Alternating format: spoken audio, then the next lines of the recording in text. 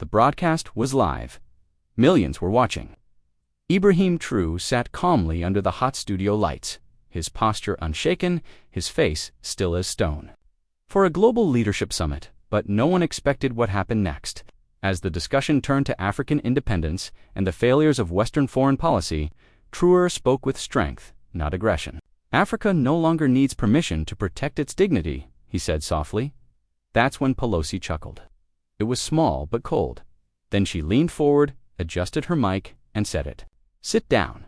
The entire room went silent. One journalist dropped her pen.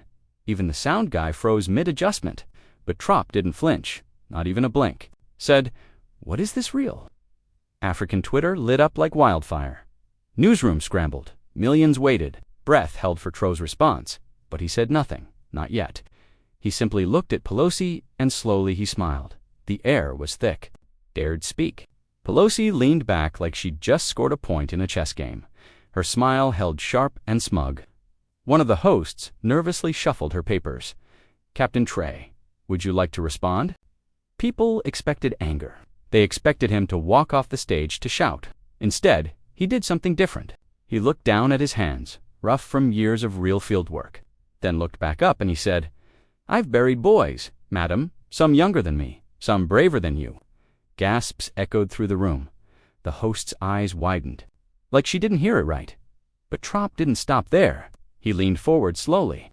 "You call me a boy because I don't wear your kind of suit, because I speak from the soil, not the ceiling.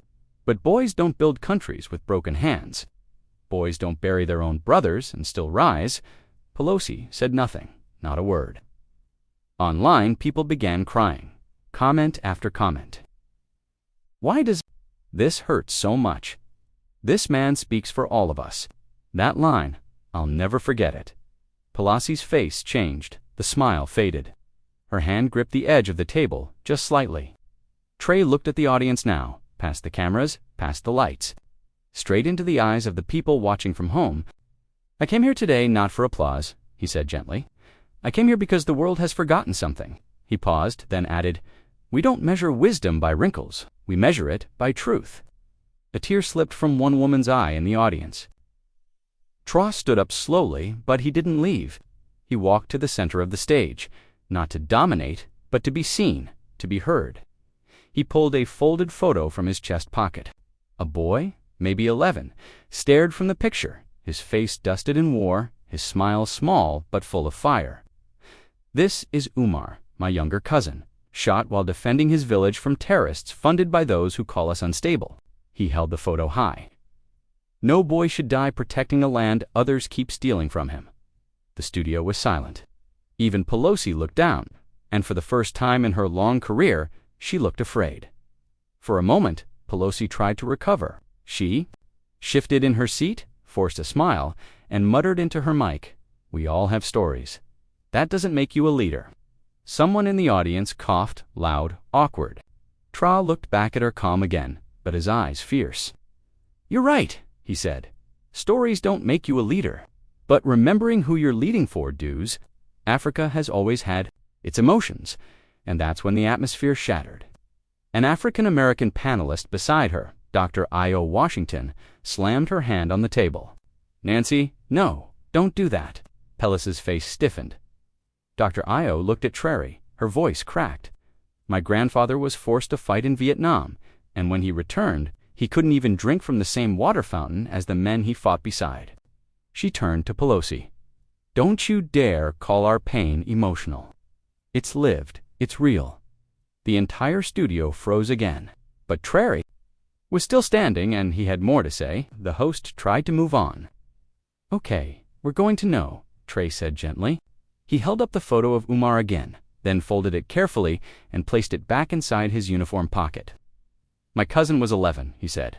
"He used to run behind me in the village with no shoes, asking if I'd teach him how to salute." He smiled faintly, but his voice shook. "He died protecting girls who were being taken. He had a slingshot. That's all he had." Now, even the crew behind the cameras were crying. His face, no article, no headline, because boys like Umar are born to die quiet.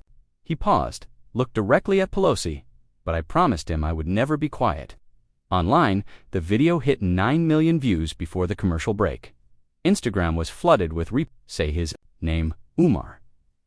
I showed this to my son. We cried together. Even world leaders started tweeting. But Traoré didn't care about that.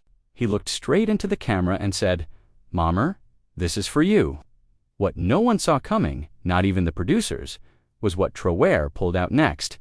A folded, wrinkled piece of paper, he said, voice trembling.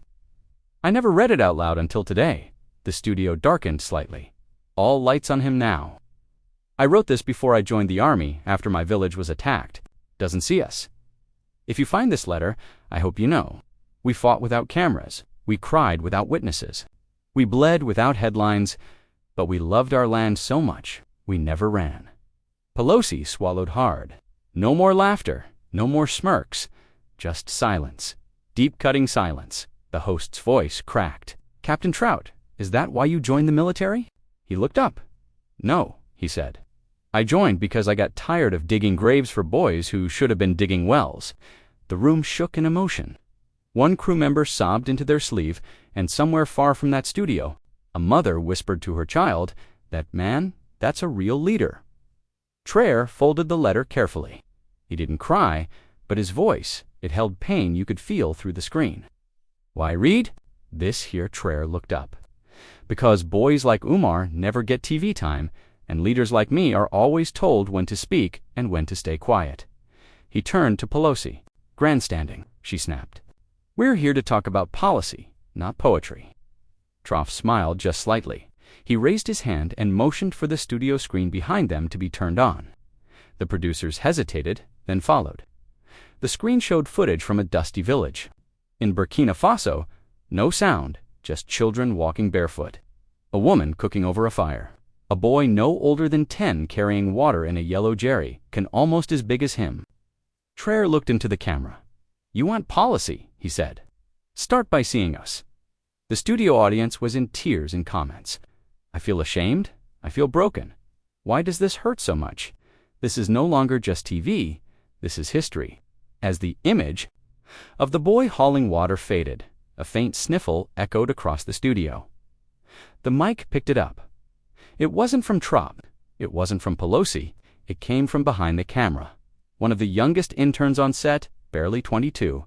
She was crying quietly. But she wasn't alone.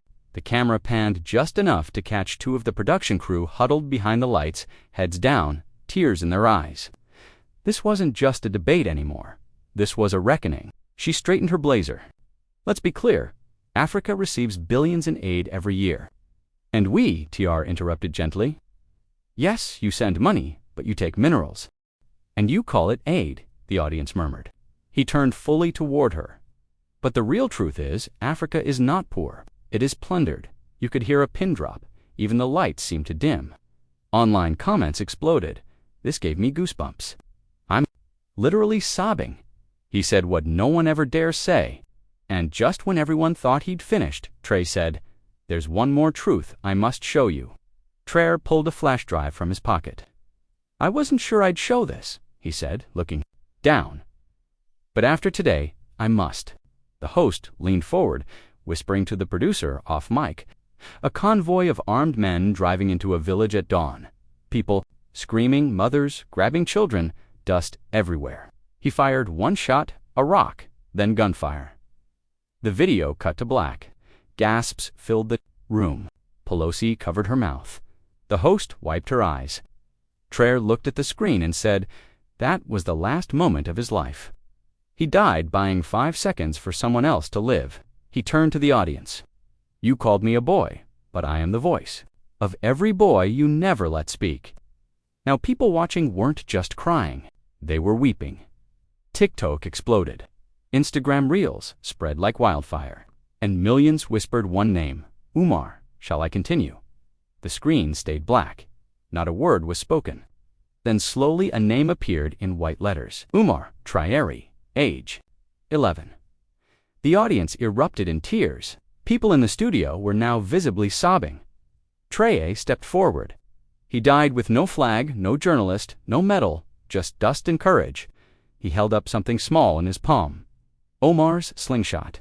I found this when I buried him with my hands. I kept it because the world forgets boys like him too fast. Then Pelosi, for the first time, looked truly shaken. Her voice cracked. I didn't know. Trey didn't raise his voice. I didn't ask you to know. I asked you to see online. The internet exploded. This is the most powerful thing I've ever watched. I'm crying so much I had to pause the video. I want my son to grow up like him. And still Trey wasn't done. He turned to the host. I'd like permission to play one more video. The host nodded immediately. No one dared to interrupt anymore. This wasn't a debate. This was a memorial. The screen flickered on again. This time it was a grainy cell phone video. No war, just peace. Umar stood in a field with the wind blowing. He looked shy, but his voice was steady. My name is Umar. If I grow up, I want to be like my cousin. I want to protect people, he smiled. A little tooth missing, and I want to go to school. But the school was burned last week, so I help Mama in the field now. That was 2 weeks before he died. He had one dream, not to lead, not to fight, just to read. A wave of emotion swept the studio. Even the camera operators were wiping their eyes. Pelosi's face softened completely. She whispered something to her aide, but it was too late for politics. This was raw truth, real pain. And Trey had one more thing to show. He pulled out a small book, torn, weathered, pages missing. This was in Umar's bag, a school book. Inside he had written something. He opened it slowly and read. Trey read the words out loud. They were messy, scrolled in pencil. But they shook the room. One day, I will be strong like Captain Moby. They will listen to me, too. His voice cracked. He paused, then said, That was the last sentence Umar ever wrote. The audience was broken. A grown man in the front row dropped his head in his hands and sobbed. A young girl clutched her mother's hand, whispering, Why did he die? And across the world, in living rooms and bedrooms, millions of viewers cried like they'd lost someone they knew. I can't stop crying. This story is healing something in me I didn't know was broken. I want to name my son Umar. Pelosi lowered her eyes. For once, she didn't speak. She had no defense, and she knew it. Traoré closed the book. He looked into the camera again. To the children watching this, I don't want you to grow up learning how to fight. His voice dropped to a whisper. I want you to grow up without needing to. As the book closed, the silence in the room stretched like a wound that couldn't heal. Then Traoré said something unexpected. He turned toward the empty guest chair beside him, a second seat, quiet all along with a microphone and name tag. Umar Traoré, honorary guest? Gasps echoed through the studio. Traoré looked at the chair and whispered, he would have loved this moment, not for the fame, but for the chance to finally be heard. Tears spilled down cheeks across the room. One of the producers dropped their headset and ran out sobbing. I want this seat to stay here till the broadcast ends. It belongs to every African child who never got to speak. Even Pelosi now had glassy eyes. She whispered to no one in particular, I underestimated you. But Traoré didn't look at her. He wasn't interested in vengeance. This wasn't about winning. It was about remembering. Across the world, people placed empty chairs in front of their TVs, lighting candles beside them. This is no longer a broadcast. This is a global funeral and a rebirth. The studio lights began to flicker gently, not from a technical glitch, but from the emotion in the room, the power of it all, the weight. Traoré placed Umar's book and slingshot gently on the chair beside him as if laying down a flag. The host leaned into her mic. Captain Traoré, what would you say to world leaders watching right now? He breathed slowly, then said, Power is not about speaking louder. Power is about protecting those who cannot speak at all. Pelosi lowered her head. I came here to show the world that African leadership is not accidental. It's earned through pain, through silence, through sacrifice. Then he paused. His voice softened. I have nothing left to prove to anyone who cannot see boys like Umar as heroes. And at that moment, the lights dimmed briefly, intentionally this time. The producers wanted the audience to feel what Traoré had created. Stillness, grief, respect. One by one, audience members stood, not clapping, not shouting, just standing, quiet, hands over hearts. Some with fists in the air and in chat boxes across the world. I can't stop crying. Umar lives forever. Africa spoke today. Traoré stood again, but this time not to speak. He saluted a full military salute, the same one Umar never lived to learn. It was the most heartbreaking moment of the entire broadcast, and without a word, he turned to leave, but the host quickly called out, "Captain, please. Just one last thing." Traoré paused, turned back. The host asked, "What do you want the world to remember from today?" Traoré looked into the lens of the main camera directly into the hearts of every viewer and said that African boys do not need to become soldiers to be respected. They need schools, they need peace, they need space to dream. He walked off, said in silence. No applause, no music, just stunned quiet. The screen faded to black except for one line. In honor of Ibrahim Traoré and every child who died unheard, millions cried that night. People lit candles on their balconies. Parents held their children tighter, and across the globe, a quiet revolution began. After Traoré walked off the set, the room remained still. No one spoke. The air hung heavy with the weight of everything said and unsaid, a truth no one wanted to hear, but everyone needed. Pelosi sat quietly, her usual confidence gone, replaced by something softer. Regret, perhaps. But for Traoré's millions of supporters worldwide, this moment was a victory. Not of anger or revenge, but of dignity reclaimed. Social media exploded with hashtags like Voice for Umar and Respect Traoré. Videos of the broadcast spread like wildfire. People from all corners of the world, young and old, shared stories of their own. Umar children lost, dreams deferred. Traoré's calm strength had ignited something deeper, a global conversation about justice, respect, and the power of one voice. The days that followed saw something remarkable. Leaders who once ignored African voices began listening. Schools were promised in villages that had none. Peace talks gained momentum where there had been silence. Traoré became more than a captain, but he never forgot Umar.